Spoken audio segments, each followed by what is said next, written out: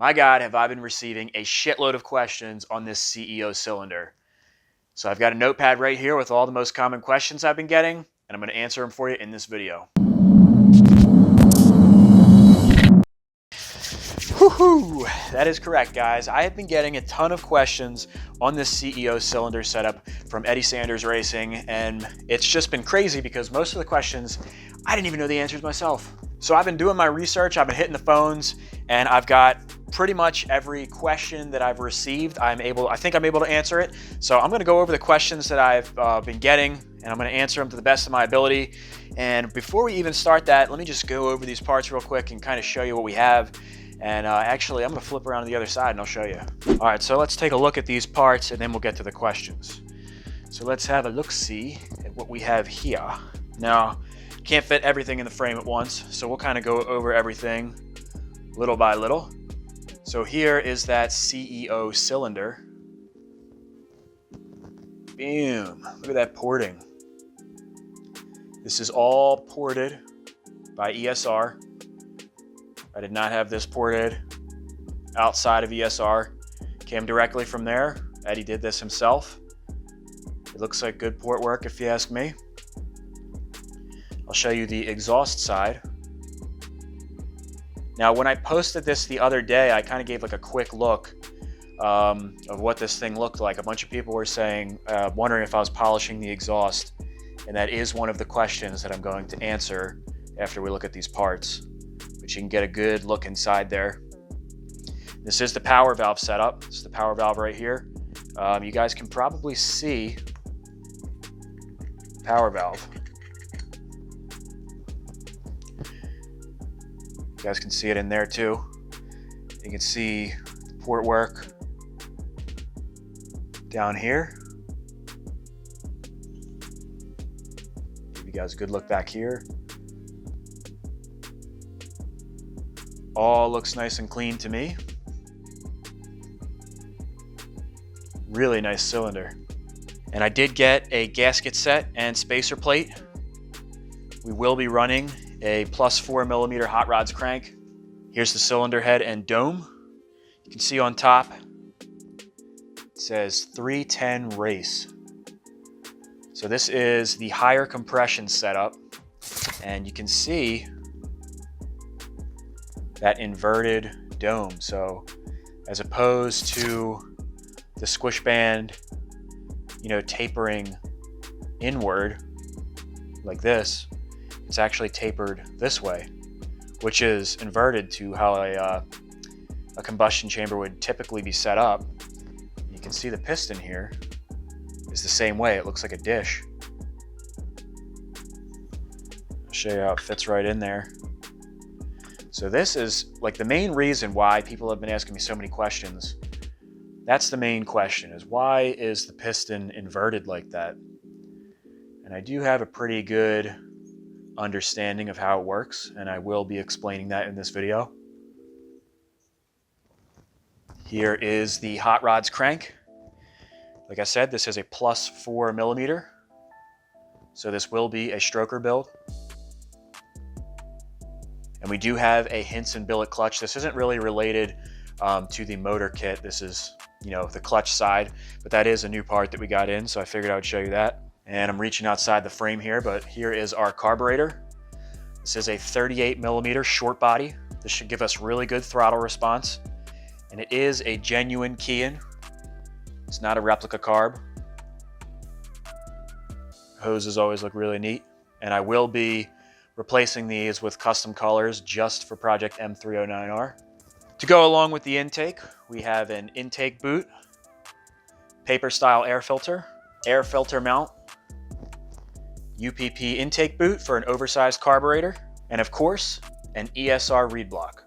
Thought I'd give you guys a closer look at this reed block. It looks really cool. Isn't that awesome?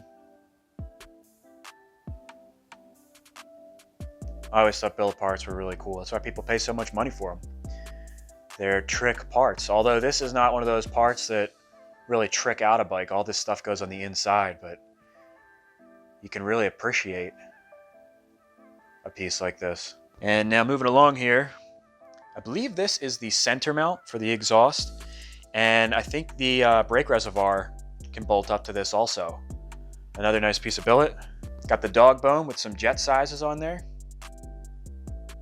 And some other stuff on here. We got a billet exhaust flange. And there are more rubber gaskets that are included with this. So if these wear out, there's a second set. Nice clean trick piece right there. Also outside of the frame is a Motion Pro thumb throttle cable. Nothing crazy there, but it's nice that ESR included that. And of course you got the chrome nuts for the head. That ought to have a nice finish. All right, so now that you guys have seen the parts that we're working with, it's time to get into the nitty-gritty and answer these questions. Now I'm going to give you guys a disclaimer here before I start. I've got a very good understanding of how small engines work and how modifying them will alter the performance, but I am not an engine builder. So I'm going to try to answer these questions to the best of my ability. I did some calling around. I did a little bit of speaking with Eddie, and I also spoke with Arlan at LED Performance amongst some of my own online research. I think I have a pretty good grasp of how this cylinder design works, why it's such revolutionary technology, and I'm going to relay that to you right now. All right, first question. What does CEO stand for? Great question. It stands for Capturing Efficiency Optimized. And we're going to get into that in a second. Why is the piston inverted? I'm going to show you right now. So now, basically what this question is asking is how come this piston is shaped like a dish? That's weird, man. I've never seen that before. So that's a great question. And like I said, I think that's probably the most commonly received question that I've gotten so far. And just for an example, I'll show you a regular piston. You can see the top has a crown on it. It's like a dome. And this is actually one of the Chinese pistons out of the Banshee, the side that did not get tanked. And the basic premise behind this dish shape is to capture exhaust gases. So in a two-stroke engine, and you've got to have a basic idea of how a two-stroke works. And if you don't, I definitely would recommend checking out how a two-stroke engine works and then coming back to this video. It'll make a lot more sense. But on the upstroke of the piston, as it's coming up the cylinder, a regular piston, gases flow right over the top and they're going to get pushed out of the exhaust. So we'll just have, like, imagine that there's a cylinder around here and we got the exhaust port over here. As it's coming up, just this natural shape, as you can imagine, like if you were to pour water on top of this, it's going to run off the sides just like that. So it's actually encouraging exhaust to go out of the exhaust port. But that's also encouraging new gas that still needs to be burnt to be pushed out of the exhaust. And that's usually where a lot of the pipe comes in. Two-stroke expansion chambers will push fuel back into the cylinder and then it will be burnt, but you have to be on the pipe to be getting that power. So the idea behind this piston is that on the upstroke, it's going to encourage keeping unburnt fuel and air in the center of the piston. So instead of pushing it up and over, it's going to be trapped and it's going to go right up to the top and the spark plug is going to ignite it. In this way, you're supposed to get a lot more power off the bottom end. So you have a lot more roll-on power with this system. Now, I don't have any experience riding a quad with this setup or dirt bike, whatever. So I can't attest to that personally, but that is essentially how this technology is supposed to work. And that does make sense to me. You guys may have seen this technology in other motors, and I'm actually going to get into that in a second, because one of the questions that I received is this new technology? And it is new technology. But I had seen also that Kawasaki was using a similar setup in their KX125s in the late 80s and early 90s. And I did a little research. I looked at the pistons and stuff, and they do look similar, but it is not the same technology. This is new stuff. Whatever Kawasaki was doing, it may have been similar, but it obviously didn't work out because they didn't continue to do it. So if they had come up with a good design, you know, probably everybody would be switching over and using that design. So this is an entirely different technology, and I don't quite grasp entirely how everything works. Supposedly this creates some sort of vortex in the cylinder. Arlan from LED was explaining it to me, but it's a little beyond my knowledge, and I don't want to, you know, talk out of my ass here. But I do know that the gases are supposed to be trapped in this dish-like piston, and that definitely helps on with a lot of roll-on power, creating more torque, and you're supposed to get more horsepower and a broadened power band with this setup as well. I hope that I was able to explain that in a way that made at least a little bit of sense. Eddie, Arlan, I apologize if I f***ed that up. So the next question is it really new technology? And I kind of just answered that with the whole thing with the KX125 and stuff, because I did a lot of reading up on forums, and I know that that can be dangerous because you get keyboard warriors and people that think they know what they're talking about, and they really don't. That's not to say that there aren't helpful people on there and people that know what they're talking about, but sometimes online, everybody's a professional. Now, in those forums, what I had come across was that in the late 80s and 90s, early 90s, Kawasaki was using a dish-like piston in their KX125. I'm not sure why they stopped, and I'm not sure how that technology is different than this, but I was assured that this is a different type of technology. I don't know all the little specifics about it, like I said, but this is breakthrough technology that has never been done before. Something else I wanted to note is that this is a system that Eddie's been tinkering with since like the 80s.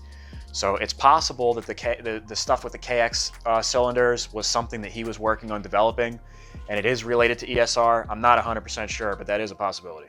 So here's another great question. Somebody asked, what are the dimples in the side of the piston for? So there are little dimples in the side of the piston. They are in the front of the piston. Somebody had noticed on one of my Instagram posts that they were there, and they asked why. So those are little lubrication dimples. They're made to lubricate the bridges in the ports, from what I understand. So those can also, sometimes they're drilled, so you can get lubrication that goes through them. But for some reason, Eddie did not want them drilled.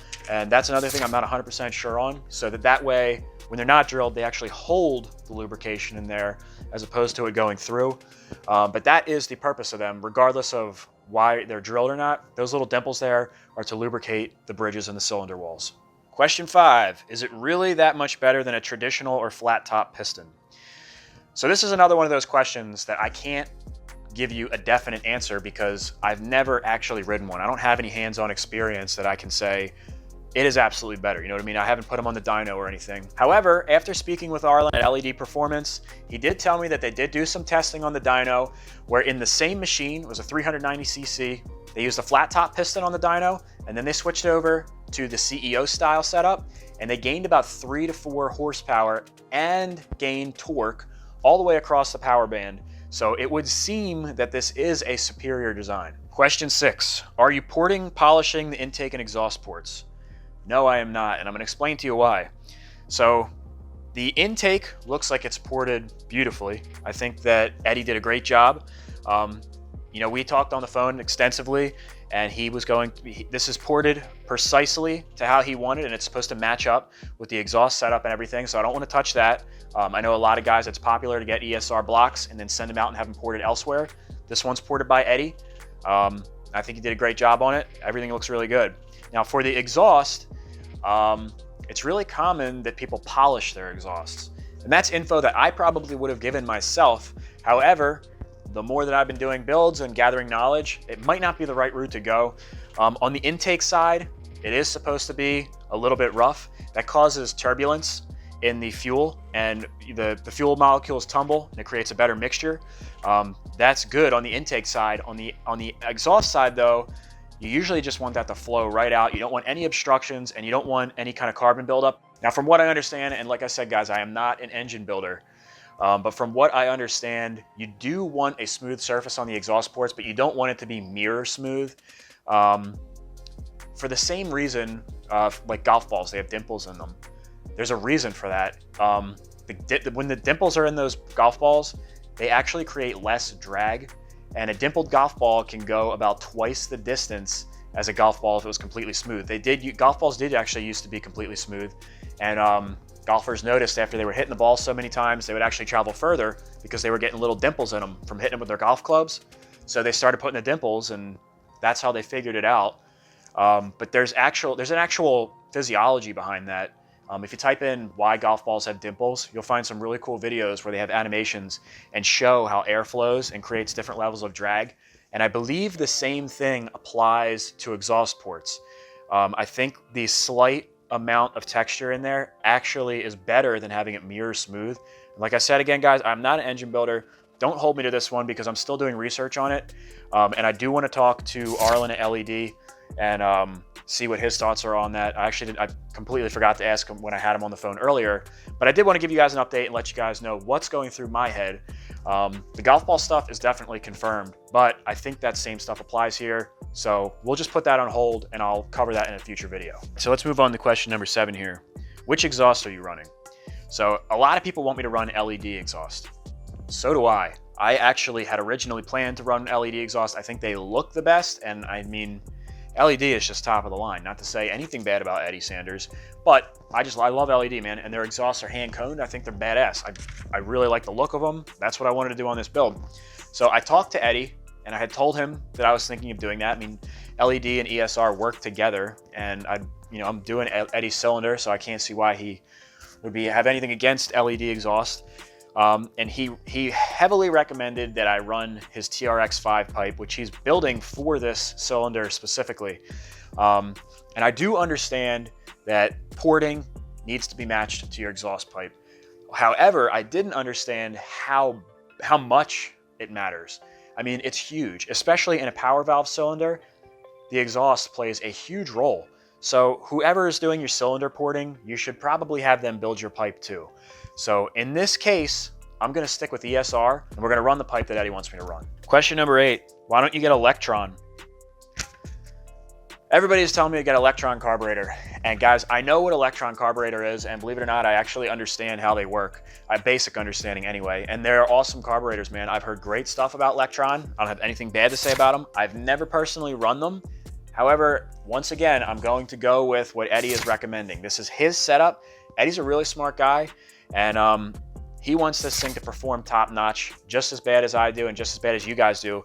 So he's gonna recommend the best stuff for this thing.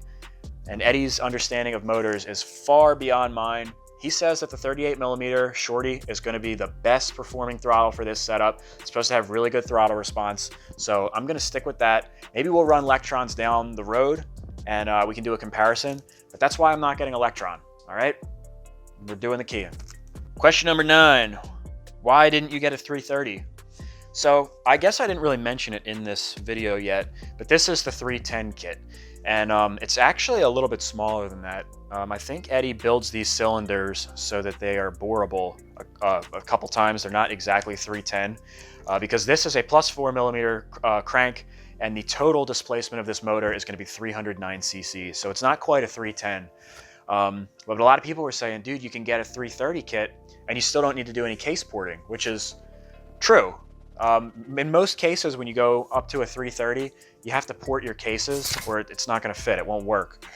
But ESR does make a 330 kit that's supposed to work without case porting.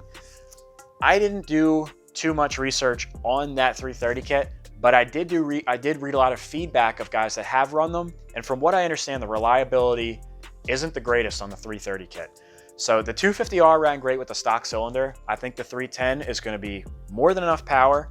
We're going to get to try out the CEO style. We have the power valve on there. I think I'm going to be really happy with this. I heard a lot of feedback that the 310 makes a lot of power. The other reason that I chose this is because this is a more attainable build that most of you guys are going to be able to do too. Whereas once you get into the 330 and you have to start doing case porting and other modifications, supporting modifications, stuff gets really expensive. So I'd rather do something that's more realistic. Not to say this bike is extremely expensive with all the other parts, but the motor, this is something that realistically, it's a pretty affordable setup to make a lot of power. So that's why I wanted to do the 310 kit. All right, and the last question is, how did you get in contact with Eddie?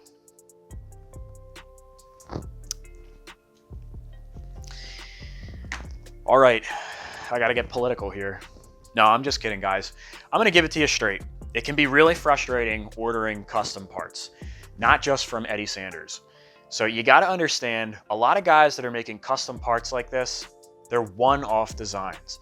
They're gonna be handmade, they're gonna be made to order, and most of the time, performance companies are understaffed. Right now, this industry, people aren't setting the world on fire. There's not that much money to be made in it right now.